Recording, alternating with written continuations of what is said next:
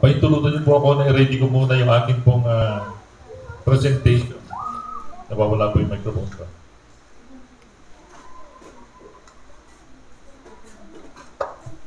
Ang ating pong pag-aaral ay, ito po yung pag-aaral mga kapatid ha. Wala po tayong intention na kung ano pa man pong bagay. Ayan. So, sa umaga po ito, hayaan niyo po akong gagamit po ako ng presentation ng PowerPoint. Ang ating pong pag-aaral, para makita niyo po yung akin pong titulo na binanggit po ni Brother Jonathan po kanina. Yan, ang inyong pong likod sa kasalukuyan ay assistant po dito po sa ating pong lugar sa Aurora. So, ilan po lamang yung aking pong mga kilala rin po rito. Si Makati, si Sir Wendell ay nakasama ko yan sa UP nung kami nasa Romance Club. Isang religious organization na kung saan kami po yan magkagrupo. So, umaga po ito kagaya po ng binanggit ko kanina. Marami ito po yung mga narinig nyo na noon. Pero sa panahon po natin ngayon, sapagkat ang bayan po ng Diyos ay malayo po ang nararating, hindi na marami po natin ito masyado po nabibigyan po ng pansin. Kaya po sa umaga po ito po yung paksa po natin na atin pong pag-aaralan. Ano po? Ito po ba saan? Church decorum. Kapag sinabi pong church decorum, sa mga teacher, alam ko pong alam niyo mga kahulugan ng mga bagay na aking pong bibitiwan. Ito po pala yung nangangahulugan ng salitang ayon po sa dictionary ay polite behavior. Mabait o magalang na pag-uugali. Ano pa po bang definition po pag tinawag po, pag sinasabi po na decorum? Actually, ang ating pinag-aaralan ay may kinalaman po sa church decorum. Okay? Kanina nabanggit po ay polite behavior saan? Sa lupo ng ating iglesia. Ikalawa, ano pa pong kahulugan? Orderliness. Yan pati po aking accent or intonation para na rin pong teacher. Ano pa po ba? Kapag sinabi pong church decorum, bukod sa kaayusan po na binabanggit po ng ating pong pag-aaral, ito rin po ay may kinalaman saan? Sa ating pong kagayakan. Mga pagkilos. Ano po? Bukod po dyan, ano pa po ba? Ito rin po pala ay nangangahulugan ng salitang manner. Ano po ba yung manner, mga kapatid, mga kabataan? Siyempre, yung ating pong asal. Saan po? Na dapat maging makasumpungan po tayo na maganito pong klase ng asal natin pong pag-aaralan. Una, sa panahon na tayo po isasamba sa bahay ng ating pong buhay na Diyos. Ano pa po ba? Yung tinatawag po natin paggalang saan? Sa bahay-sambahan.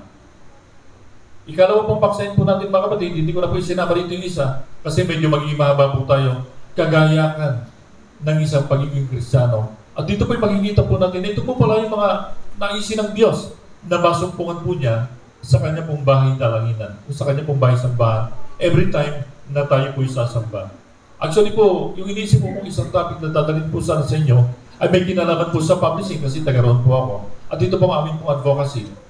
But anyway, ito naman din po may kinalaman sa departamento ng inyong pong lingkod na kung saan ay ako po employed po doon, yung Spirit of Prophecy Publishing Department ng Central Luzon Conference. Okay? Dalawang bagay yung ating pong papaksahin po, ano? Reverence in the house of worship.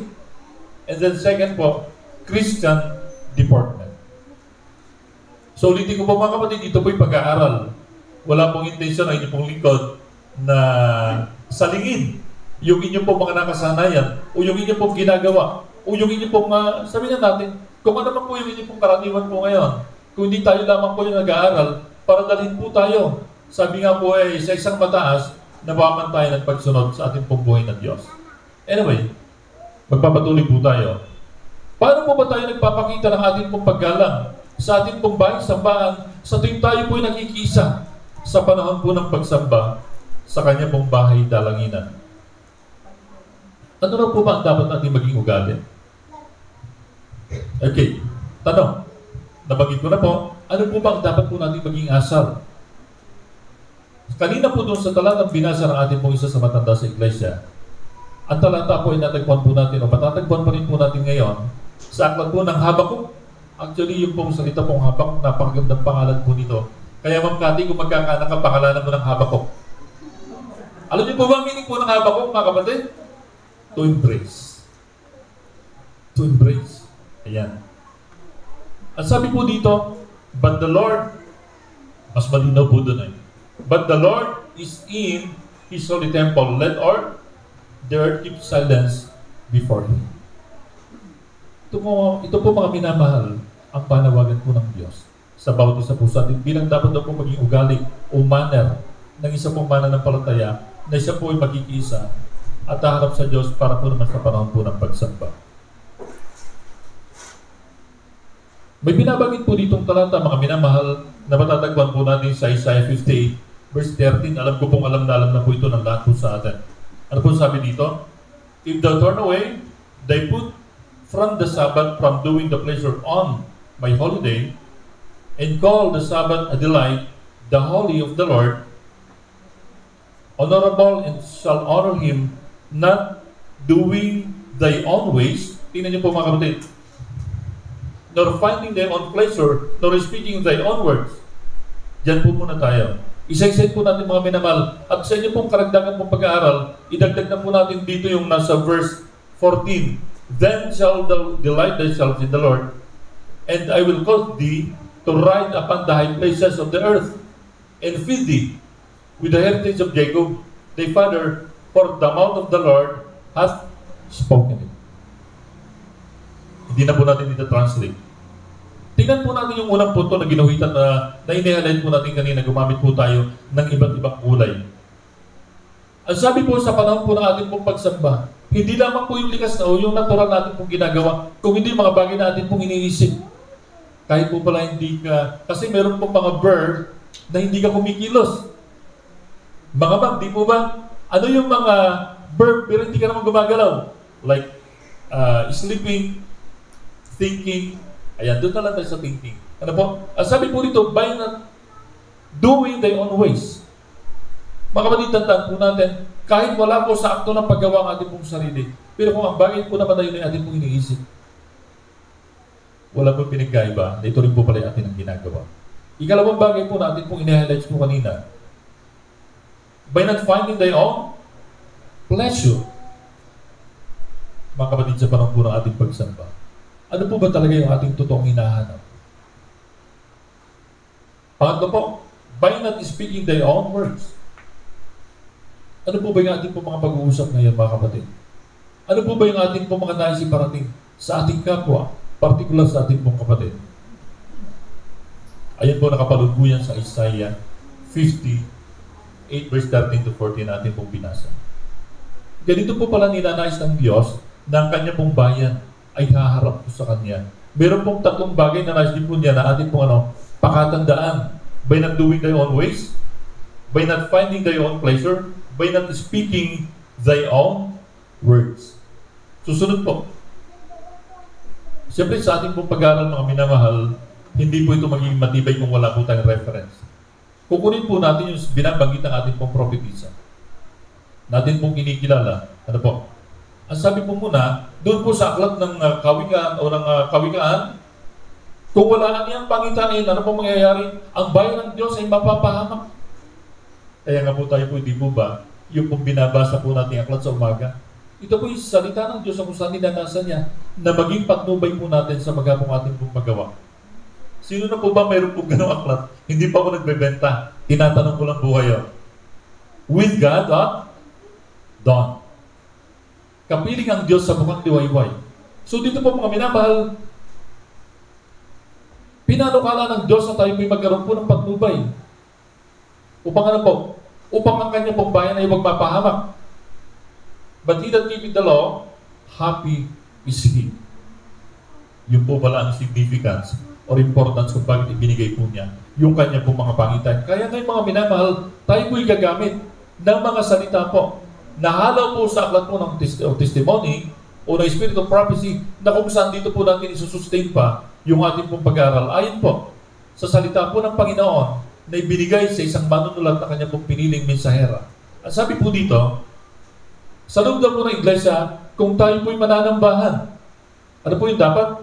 On the Sabbath, all should observe quietness, no loud tones, command should be heard at any time.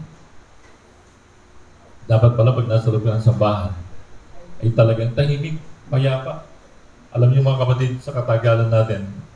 But anyway, isa po ang bakong sa masasabi ko pong, hindi po dahil nandito ako, masasabi ko pong organize ang hindi po mga programa. Pero sa ibang iglesia mga kapatid, kahapon may pinuntaan akong church, Sir Sam, ako po'y awang-awa. Friday afternoon na napakarami pa ng loob ng kapilya. Sabi ko, kailangan dito ng mga missionary talaga na akayat gagabay sa mga kapatid. Tandaan po natin sa loob po ng iglesia, isa po pala ito sa bagay din na dapat po natin isalang-alang. Ano pa po? For this is God's holiday. The day He has set apart to commemorate His creative works, and the day, He has sanctified and hallowed. Ano po yun? Ito po pala na mga kapatid na atin po ipinagdiriwang ngayon. Ang araw po ng Sabat. At saan po tayo masusupong dapat? Sa Kanya pong piling, sa Kanya pong bahay, sambahan.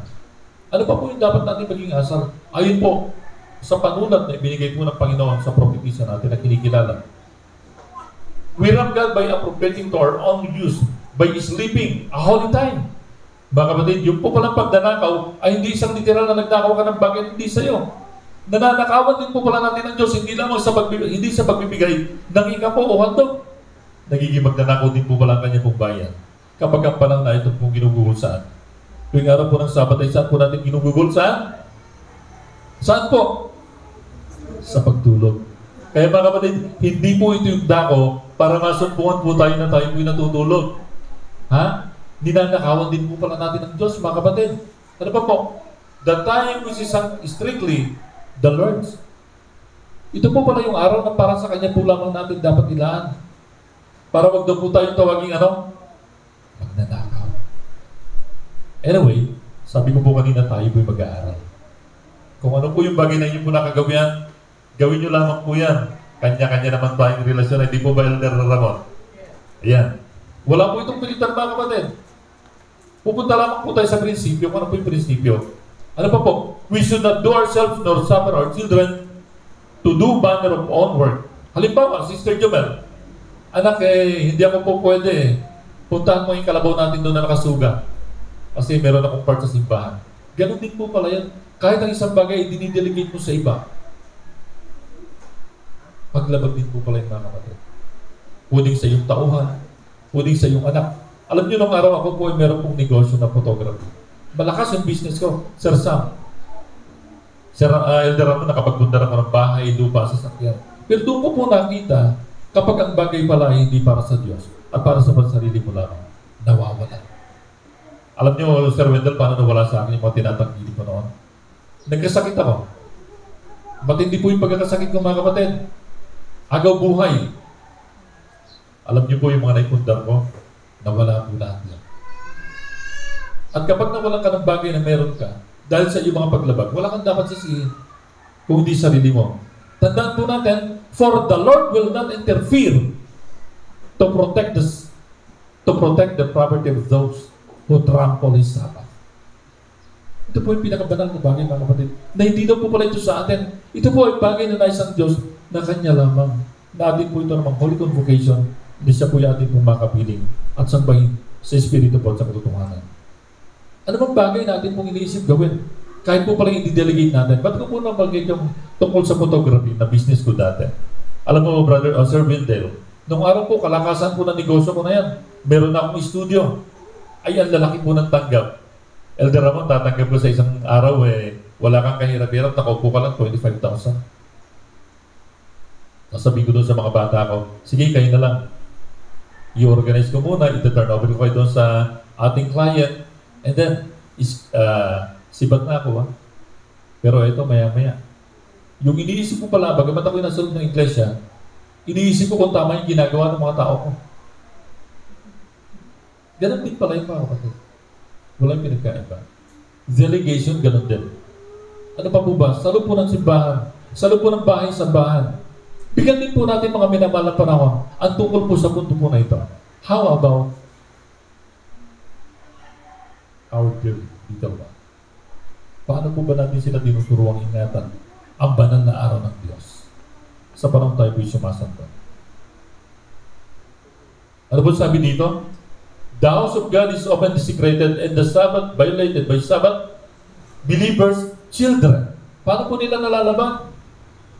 Sabbath believers' children, in some cases, they are even allowed to run about the house, play, talk, and manifest their evil tempers.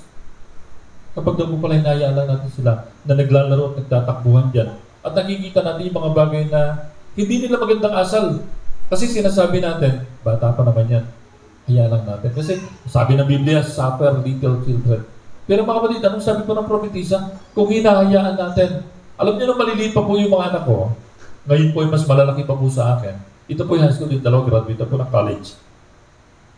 Kami po yung sasamba, tabi-tabi kami, ganyan. At pag yung bata po yung nag-iinarte, ilalabas ng mama nila. Siyempre, asawa ko yun. Kukunin po yung bata. Ay talaga po nagkakakurutang sila sa labas. Kaya nga po kami, kapag po kami sasamba na, nag-uusap po muna kami, Sir Wendell, anak, tayo sasamba. Bawal ang malikot. Hindi nakalulugod sa Diyos. Bawal ang mahingi. Bawal ang mag-inarte. Pero kung minsan nalilimutan din ng bata yan kasi iba yung kanilang retention span. Madali silang mainit, madali silang mabugnot. O di magkakakurutan ulit maya-maya. Pero sa labas, hindi pinapakita sa mga kapatid. At yun din po ang kagandahan mga kapatid kapag ang isang sambahayan ay merong worship. Practice and training po yan kapag dinala mo na yung bata sa loob ng sambahan. Alam niya na yung gagawin niya. Andun yung tinatawag nating manner, good manner. Ano po sabi rito? And on every meetings, where the saints should worship God in the beauty of holiness. Ano po sabi po dyan? Above everything, take care of your little children upon the Sabbath. Do not let them violate it, for you may just as well violate it yourself as to let your children do it. Yung po pala mga magulang mismo nagiging malalaman kapag pinahihintulutan ang kanilang mga anak na maging malikot sa loob ng bahay-sambahan. Nagtatakbuhan. Alam niyo po, lalo na po pag-iway program na ako. Ako'y nalulungkot ko minsan kaya hindi po ako umate ng iway madalas Bakit po? Actually, yung panahon na yun dapat sa family na talaga. Meron namang ibanda ko na pwede nating ipagdiwang yung nalalabing araw ng Sabat. Pero yung nagkakasigawan, nagtatakbuhan. At kuminsan, pagka mga games pa, Bible games na nagkakadayaan pa. Mga kapatid, nakakaligod kayo sa paningin ng Panginoon niya. Bible games na nagdadayaan. Nagkakasigawan. Andun pa nagkakatakbuhan. Pagka po sinasabi, sa amin ganun. Tagabataan po ako mga kapatid. Nararanasan po namin yan. O baka naman po sabihin natin mga kapatid, dyan lang yung sa sinasabi mo. Tingnan nga po natin. Pansinin po natin mabuti. When you suffer your children to play upon the Sabbath, God looks upon you as a commandment breaker. Your transgress His Sabbath. Nalalabag din po pala natin mga kapatid kapag pinahintulutan lamang natin yung ating mga anak na naglalaro. Ay, Sir Ramil, cellphone lang naman Ano ginagawa ng bata? Naglalaro din, di po ba? At alam niyo po ba kapag ang bata po exposed sa radiation po na yun, kung tawagin po yung electronic magnetic frequency, may kakayanan po yan na sa katagalan, yung pong bata ay lumilito ang kanilang frontal lobe, kaya lalo po nagiging makulit sila. Dahil po sa too much exposure po nila sa screen ng ating pong cellphone o ng ating pong laptop, ng tablet o ng computer po natin. Ano mangyayari doon sa bata? Nagkakaroon sila kung tawagin po ng sakit na brain asthma. O yung mga medical practitioner po dito, alam nila yung brain asthma. May hika din palang utak.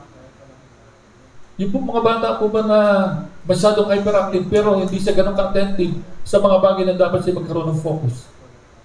At lagi rin po siyang parang kala mo inaantok. Mabagal siya mag-isip. Bakit po kasi? Yung bagay na kung saan dapat siya nagdi-discern o umuunawa, na paliliit po, may kakayanan pong paliitin ito nung tinatawag po natin electronic magnetic frequency dahil po dyan sa mga gadget na kung saan ay kala natin nakakatulong sa kanila. Tama po nakakatulong. Pero hindi sa lahat ng bagay na namang susobra, nakakasama din. Pag too much exposed po sila. Okay mga kapatid, ito na po tayo. Kanina po, dapat po natin maging ugali, hindi lamang tayo, maging ating po mga anak sa loob ng bahay-sambahan. Siyempre may kinalaman din po yan diyan, yung tinatawag po natin kagaya kang Kristiyano. Ito po yung kinuha ko naman mga kapatid, doon po sa aklat po natin ng church manual. Pero ang tanong, ano po ba ang pananamit? Tingnan nga po natin kung ano po yung bagay na may kinalaman po dito. Paano po tayo gumagaya? Ang sabi po sa definition sa Greek, hibation, address, inner or outer, ano po, apparel, clothes, garment, raiment, robe, vesture. Yan po pala ibig sabihin po ng salita mong pananamit o department. At tanong po dito mga kapatid ngayon, paano po ba tayo nananamit? Ayan. Paano po ba tayo nananamit? Galing po yun sa Church Manual, page 146 to 147, 19th edition po yan. 2015. Church Manual po natin ito mga kapatid, ha? Paano rin po ba dapat tayo manamit? Ito po yung tanong. What does the Bible says about dress? Ano naman po ba binabanggit ng Biblia tungkol sa ating pong kasuotan bilang Kristiyano? Sabihin na po natin kagaya ka. Tandaan po natin, ang topic po natin ay ano? Church decorum. Ito po yung isa sa bagay na may kinalaman po sa ating pong pag-aaral. Kung paano po tayo magpapakita ng paggalang sa loob po ng Bible sambahan at sa panahon na tayo po'y mananambahan. Sa Old Testament po, ano po ba sabi? Sa Deuteronomy chapter 22 verse 5, women should not dress like men, or men like women, for God, so this is an abomination. Pag sinabing abomination, mga kapatid, matindi ito. Karumal-dumal ito. Sa New Testament naman po, ano po sabi?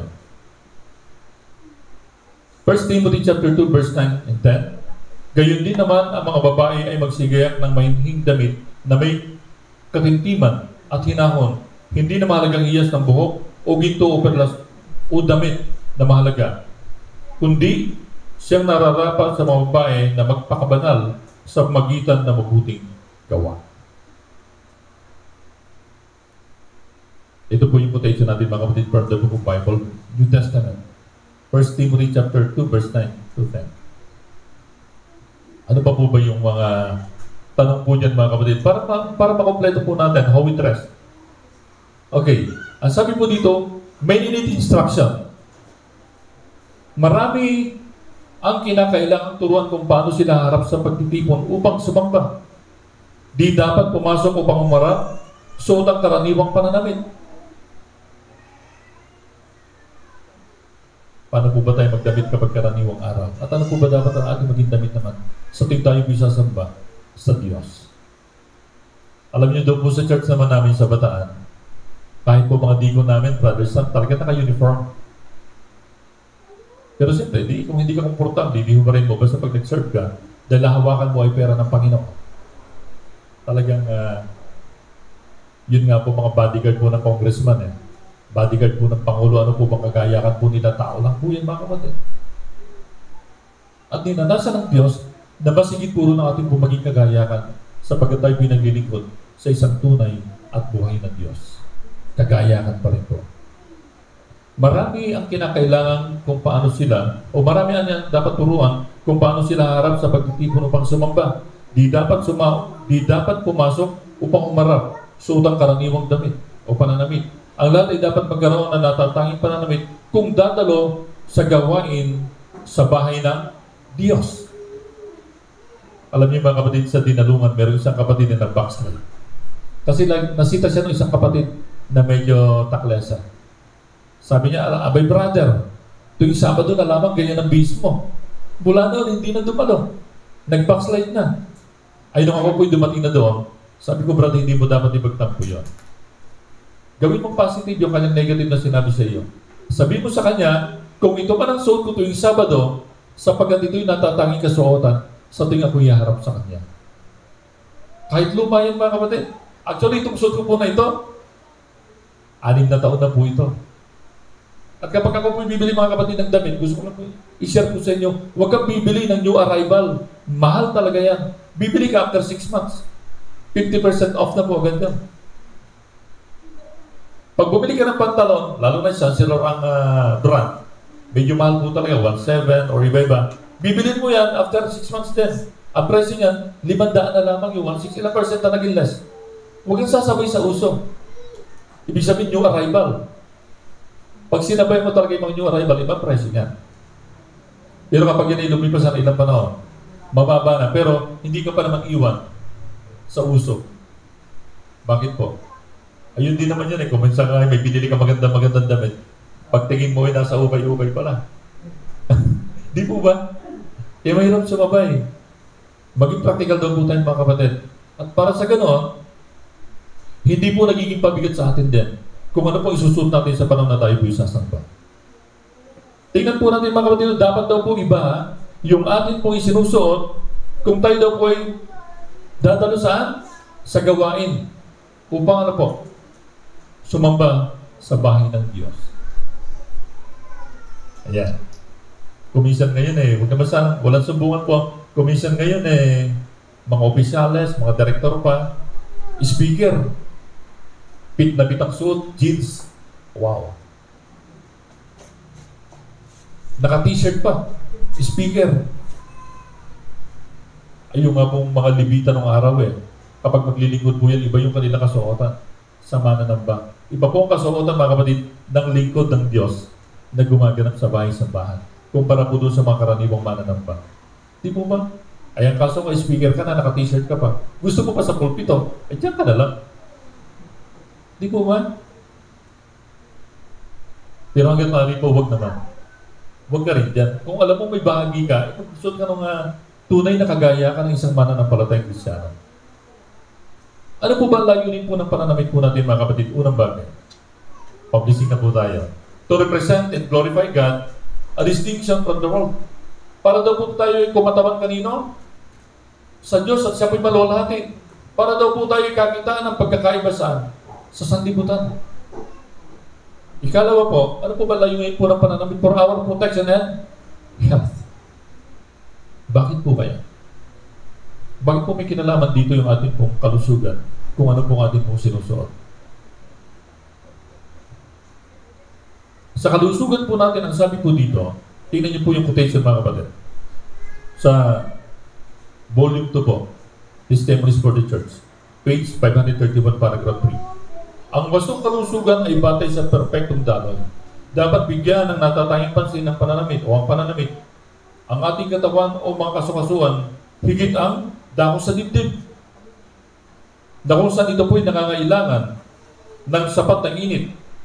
Nilikha ni Satanas ang estilo ng pananamit upang malantad ang ating katawan, upang palamigin ang daloy pabalik sa pinagmulan ng nito. Saan po yun? Sa puso na nagdudulot na mapalalamig ng kamay at paa. Yun pala, si Satanas po lumika pala ng mga mga design punay ng damit. Bakit po? Kasi siya'y nagnanasa na mahayagan po ang korte ng ating katawan. Mahayag din po, malantad po kung ang mismo yung ating pong katawan na halos mahubaran. Ano pa po bang prinsipyo? Bakit po kinakailangan natin? Yung kahinhinan. Dapat daw po pala makita sa isang bayan po ng Diyos. Mainhin, maginoo at mababang loob, hindi agaw, pansin. Ano pa po ba? Tingnan nga po natin maiging ano po yung mga bagay na nakapalog po dyan. Mga kasuotan po natin na hindi agaw, pansin. Alam niyo mga kapatid, sa ibang mananampalataya, isa sa nakita ko muna unawaan, ang prinsipyo po ng pananamit, Jehovah's Witnesses. Kaya lang, sa kanila parang araw-araw Sabat. Hindi naman po gano'n. Na napakahaba kung maggamit sa para ka na nagwawalis sa lansangan. Makikita po natin mamaya kung ano po ang prinsipyo. Hindi po gano'ng kahaba at hindi naman din araw-araw. Kala mo dadalo ka ng church.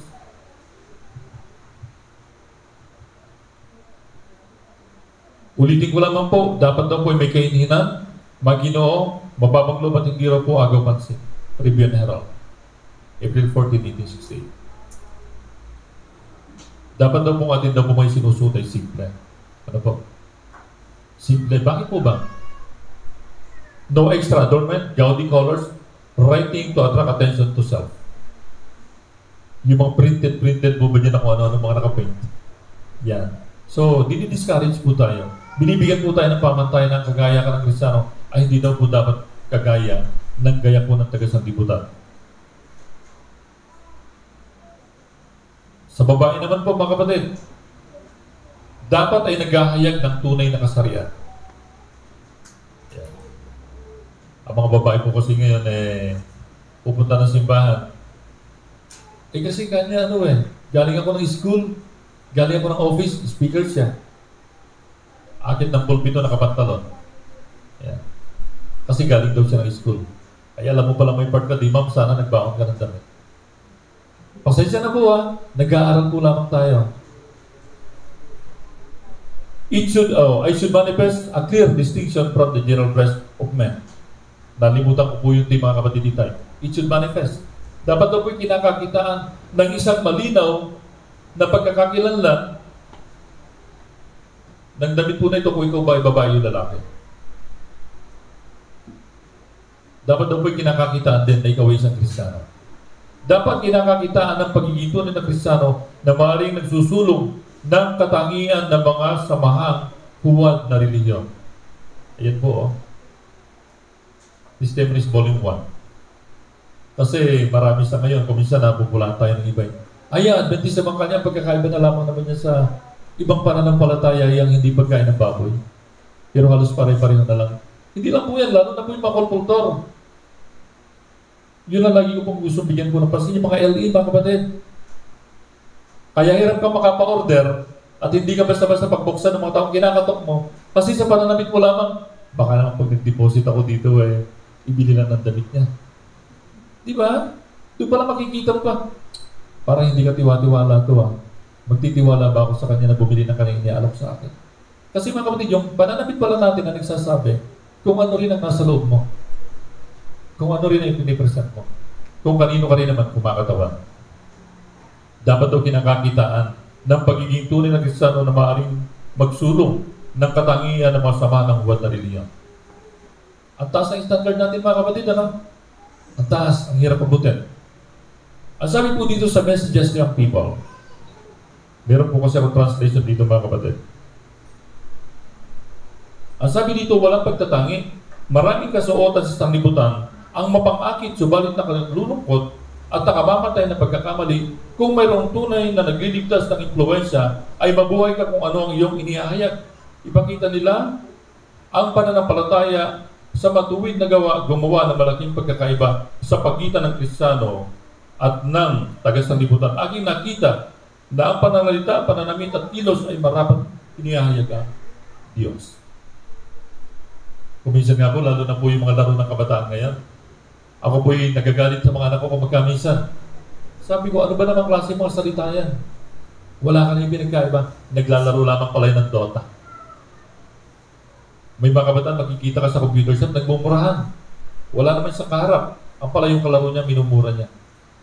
Sabi ko, kahit mga kabataan, hindi pala dapat in-expose natin sa mga ganung laro.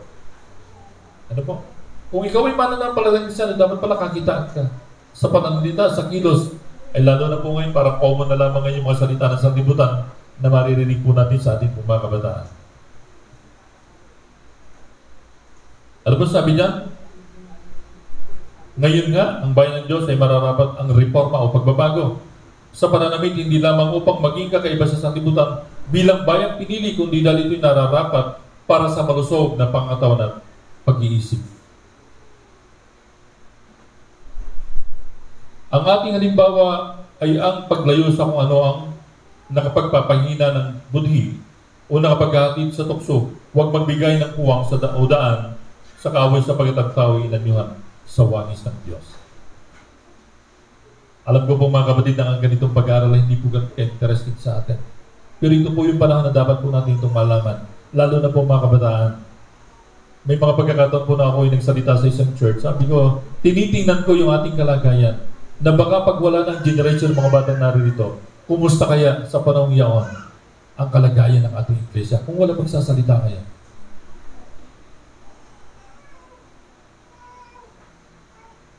Ulitin po natin, ang pananamit ay dapat na po hindi nagpapakita o naglalantad ng hubog ng pagkababae sa publiko. Di mababa sa leeg at hindi hapit at makipot at di dapat kumukuha ng pansin. Ano po ba yung usong damit po ngayon ng mga babae? Mamalengke.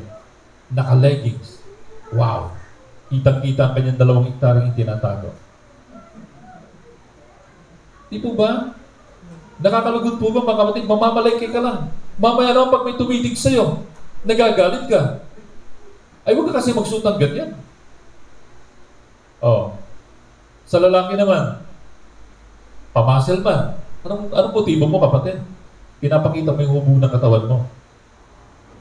Ay may asawa ka, may apo ka na rin.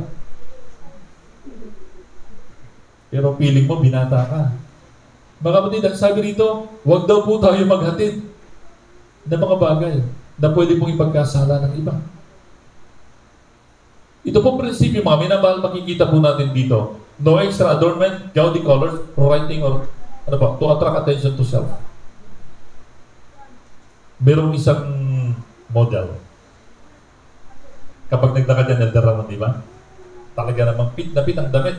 Pag daw ditong islit, ang ibig sabihin nun, walk beside. Pag daw ditong islit, Sir Wendell, anong ibig sabihin nun? Come, follow me. Pag ditong hiwa, come and get me. Aba, sabi ko, iba ang iba yan. Ang mga damit pa lang may mga kahulugan, ano? Eh mga kapatid, dapat maging maingat po tayo. Wala na yung come walk beside me, come walk and follow me, come and get me. Wala dapat yan, hindi dapat yan nakikita sa bayan po ng Diyos. Dress is an index of the mind and heart. Ibig sabihin, diyan makikilala kung anong damit mo.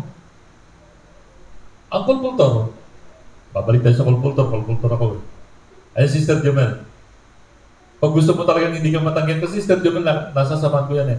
Pag gusto mo talaga na hindi ka matanggihan ng kinakausap mo, dahil unang-una, kaluluwa siya na kinakailangan mailigtas sa magitan ng babasahin. Ay tagapagdala ka nga ng pabalita, halimbawa, o sige, huwag na ikaw. Iba na lang. Tagapagdala ka nga ng pabalita. Habang naglalakad ka naman ang damit mo naman di po ba? Pati lakad mo, pati kagayakan mo, pati yung kung ano yung tsura mo, mga kapatid. Makikita pala dyan kung kanino ka kinakatawan. Di po ba? Si Sir Wendell, nurse. O ano uniform nila? Kaya lang, di ba? By profession siya po ay nurse. At kami nagtsaga nun sa panahon namin sa UP. Sa guard ako naman yung monitor. Hindi gawang biro yung aming mga pinagdaanan, mga kapatid. Guard siya, monitor ako. Nagkikita lang kami magsama doon. Pag mga sundown, o ipatlak ng grupo namin. Pero siyempre ngayon, tahimik na kami. Kanya-kanya na kami pamilya. Pero nananatili, mga kapatid, yung prinsipyo na dapat po masumpungan sa kanyang bayan. Lalo na po yung mga nag-aaral sa ating mga academy, mga colleges natin. Dapat maintain po natin. Hindi yung, di po ba? Kasi nagkaroon tayo ng pagkakataon na makapag-aral doon. Dapat i-display natin kung ano yung natutunan natin, mga kapatid. Tingnan nga po natin. Ang pananamit ay naghahayag kung ano ang ating nasa isip, ulaman ng ating puso, maging ating pag-uugali. Ang tindi po ano? Ito na po yung prinsipyo, mga kapatid. There is an increasing tendency to have women in their dress, appearance as near like the other sex as possible, and to fashion their dress very much like that of men. But God pronounced each an abomination. Pag ikaw ay lalaki at nagsusuot ka ng kala mo yung babae, sabi mo unisex naman dito. Ayan, mapandaya, ano? Ang sabi ng Panginoon, abomination. Kung ikaw naman ay babae, pero kung magsuot ka, kala mo brusko. Ano po sabi ng mensahe? Abomination. Dapat daw po, kung ano tayo, kung babae tayo lalaki, dapat daw po doon tayo makilala sa pananamit pala. Ito po yung prinsipyo, mga kapatid. Gaano raw po ba tayo kahaba? Dapat pong manamit. Ako po, yung asawa ko po may pamangkin. Sir Wendell, ganyan na taas. Pinsan ng anak ko. Kapag susundin po natin yung prinsipyo, mga kapatid, na sabi ay 9 inches above, 9 inches above the floor, abay ganun po ang height niya, hindi hanggang dito na yan. Hindi po ganun ang konteksto ng mga kapatid. In answer to letters of inquiry from many sisters relative to the proper length of dress, I would say that in our part, 9 inches from the floor. Sir Sam, gano'ng kataas yung 9 inches? Kung ang height ng babae ganito. Abay hanggang dito niya na yan. Mga kapatid, ang prinsipyo po ay ganito. Kinuha ko po ito sa, siyempre, internet. Ayan, may prinsipyo, mga kapatid. Ito po siya. Adventist Conservative pa po ang kinuha ko po ng mga kapatid. Ito po dapat yung maging prinsipyo. Lagi pong abot binte. Para pagka hindi naman nakaupo ka na dyan, batak ka na. Baka pati yung speaker, matisod na sa'yo. Ito po yung prinsipyo, mga kapatid. Sa lalaki, ayun po, sa babae. Tingnan nga po natin. Dress skirt should be allowed or should be below the knees. Sleeve are not, yung sleeveless are not allowed. Wearing of jewelry such as necklace, earring, and rings are highly discouraged. Ayan. So sa lalaki, ito po siya dapat. Ano po? Medyo mature, medyo in sa panahon. Pero mga kapatid, hindi naman masyadong bongga. Kaya po dapat yung ating po maging katangian. At alam niyo po ba, ito po kinuha po ito sa ibang sekta po ng pananampalataya. Ito po ay mga Jehovah's Witnesses. Kung nabanggit ko po kanina, sila po yung nakakaunawa ng tamang prinsipyo po ng pananamit, mga kapatid. Ngayon po, bihira na yan Kahit po doon sa mga nag-aangkin na sila yung bayan po ng Diyos. Pero ito po yung isa pang sa mga ideal na dapat po makita sa bayan ng Diyos kung sila po o tayo po iharap sa Kanya para sumamba. Our outward appearance is a visible and silent testimony of our Christian values. Kung ano po yung nakikita, mga kapatid, sa panlabas natin, yun po ay naghahayag kung ano po ating ang pagiging Kristiyano. Sa Revelation 16 po, tingnan nga po natin. 16 verse 5. Narito ako'y pumaparitong gaya na magnanakaw, mapalad siya, nagpupuyat, at nag-iingat ng kanyang mga damit, at baka siya ay lumakad na hubad, at makita nila ang kaniyang kahihiyan. Mga kapatid, tandaan po natin, tayo po hindi po nagbabangon si Brother Ragal, reform yata ito. Actually, ito naman po panawagan po sa atin. Yung prinsipyo po ng tama pong pananamit. Ang sabi po sa 1 John 2 verse 7, mga minamahal, wala akong isinulat sa inyo na anumang bagong utos, kundi ang dating utos na nasa inyo, mula ng pasimula ang dating utos ay isang salita na inyong narinig, mga kapatid. Ibig sabihin, nagpapaalala lang po. Naku, hindi po ito yung binabatikos po tayo, kundi tayo po pinapaalalahanan. Wala po tayong bagong utos, sabi po ni Juan. Kung hindi ang dati ng utos po ng pasimula, ang isa kong sinasabi sa inyo. So tingnan po natin dito, mga minamahal. Bible is the best book for intellectual culture. Ang salita po ng Diyos ay binigay upang ating maging panuto. Walang may pipintas o makapagliligaw man at di marapat subukin ng anuman. Unang sensya, sa halip, ang sensya ay maghahatid ng hindi pagkakamaling pamantayan. Ibig sabihin po, kultura man yan o kultura man yan, kung hindi naman po sinasakayunan ng Biblia, hindi po dapat ganon. Kung ano po yung kultura natin at sinasakayunan naman po ng Biblia, pwede po yun. Pasok yun, sabi nga, pasok sa pamantayan ng isang nag-aangking tunay na Kristiyano.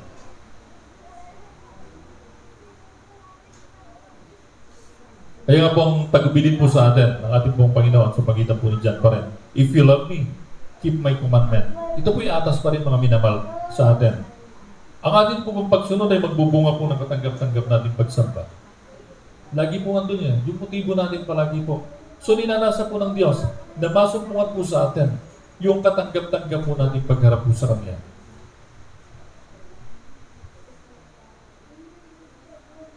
Ang sabi po dito, Christ is waiting with longing desire for the manifestation of Himself in His church.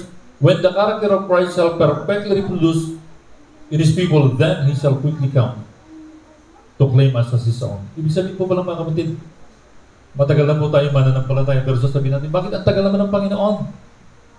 Bata pa yung lolo ko, yan ay naririnig ko sa Kanya. Darating na ang Panginoon, pero bakit hindi siya dumarating? Mga kapatid, ang dahilan po pala, sapagkat ninanasa pa ng Panginoon Kristo na masumpungan po niya sa Kanyang bayan ang Kanya pong ang Kanya pong sarili. When the character of Christ shall perfectly reproduce His people, then He shall quickly come to claim us as His son. Yun po pala po ang dahilan, mga kapatid. Isa po pala sa bagay na nakakapagpatagal ng Kanya pong pagdating, sapagkat ang Kanya pong bayan ay hindi pa handa sa kadahilanan na po, hindi pa nahahayag ang likas po ng ating pong Panginoon. So tandaan po natin na po ang ating daw pong pagsambay maging tanggap-tanggap sa Kanya pong paningin. At ganoon din po naman ang ating pong kasuotan. Nawa po ay maging kaaya-aya po na ating pong inihahayag ang ating pong buhay na Diyos at manunubos para daw po sa ating physical na kalusugan, sa kaisipan po natin, at para daw po sa ating pong protection. Kaya nga po dito, mga minamahal, ninanais po ng Diyos sa ating pong isuot ang damit po ng Kanyang katwiran. So, hindi po, mga minamahal, madali po bang gawin to? Hindi po ganun kadali. Kasi may mga bagay tayo nakasanayan. Para po bang ganito, repeatedly listening from the false become truth.